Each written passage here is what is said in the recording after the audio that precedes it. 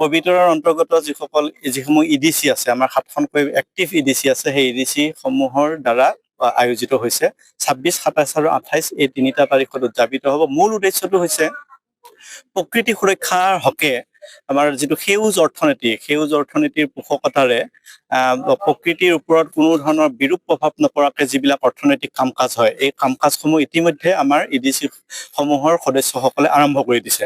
যেনে পানী মেটেকাৰ পৰা উৎপাদিত সামগ্ৰী, বাঁহ বেতৰ পৰা উৎপাদিত সামগ্ৰী, আমাৰ পৰম্পৰাগত হস্ততাঁত, যিসমূহ মানে অৰ্থনৈতিক কাম কাজে প্ৰকৃতিৰ ওপৰত কোনো ধৰণৰ বিৰূপ প্ৰভাৱ নেপেলায়, বৰং প্ৰকৃতি সুৰক্ষিত হয়। ঠিক তেনেকুৱা ধৰণৰ কাম কাজবোৰক উদগনি যোগাবলৈ, কাৰণ প্ৰকৃতি সুৰক্ষা, পবিতৰাৰ সুৰক্ষাৰ সৈতে লগে লগে অৰ্থনৈতিক কথাটো জড়িত হৈ থাকে। গাঁওবাসীৰ অৰ্থনীতি, গ্ৰাম্য অৰ্থনীতিটো যাতে এই সেউজ প্ৰকৃতিক পৃথিৱীখন সেউজ কৰি ৰাখিব পৰা যিবিলাক অৰ্থনৈতিক কাম কাজ, তাৰ জৰিয়তে যাতে গ্ৰাম্য অৰ্থনীতিটো সুদৃঢ় হয়, এই মূল উদ্দেশ্য আগত ৰাখি এই মেলাখন আয়োজন কৰা হৈছে। মেলাখনত আমাৰ ইডিচি সমূহৰ দ্বাৰা উৎপাদিত যিবিলাক সামগ্ৰী, এই উৎপাদিত সামগ্ৰী সকলো সামগ্ৰীয়ে পৰিৱেশ অনুকূল সামগ্ৰী, প্ৰকৃতিৰ ওপৰত কোনো ধৰণৰ বিৰূপ প্ৰভাৱ নপৰে।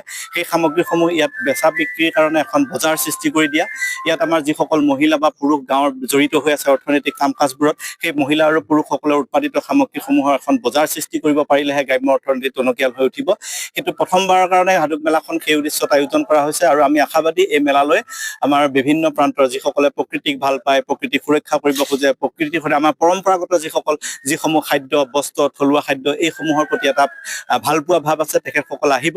আৰু ঐতিহ্য সুৰক্ষাৰ লগে লগে প্ৰকৃতি সুৰক্ষাৰ এটা মূল আহ্বান লৈ পেলাই এই মেলাখনলৈ সকলো বিভিন্ন প্ৰান্তৰ, অসমৰ বিভিন্ন প্ৰান্তৰ পৰা আমাৰ মানে সকলো মানুহকে আমি আমন্ত্ৰণ জনাইছো। আৰু এই উদ্যোগটো লোৱাৰ ক্ষেত্ৰত আমাৰ যি পাৰিপাৰ্শ্বিকতা উন্নয়ন সমিতিসমূহক পূৰ্ণ সহযোগ আগবঢ়াইছে পবিতৰা অভয়াৰণ্যৰ বনাঞ্চলিক বিষয়া প্ৰাঞ্জল বৰুৱা, মায়ং ৰাজহ চক্ৰ বিষয়া প্ৰিয়ংকা গগৈ বাইদেউকে ধৰি দিয়ফা মহোদয়, তেখেতসকললৈ আমি কৃতজ্ঞতা জ্ঞাপন কৰিছো। আৰু আমি আশাবাদী আমাৰ এই হাডুক মেলাত প্ৰথমবাৰৰ বাবে আয়োজিত যিসমূহ গাঁৱৰ ৰাইজে উৎপাদন কৰা থলুৱা সামগ্ৰী প্ৰদৰ্শিত হ'ব, সেইবোৰ ক্ৰয় কৰিবৰ কাৰণে আৰু মহিলাসকলক উদগনি যোগাবৰ কাৰণে, মহিলা সবলীকৰণৰ উদ্দেশ্যে আমাৰ পৰ্যটকসকল বা দৰ্শকসকলে ইয়াত ভিৰ কৰিব, আমি আশাবাদী।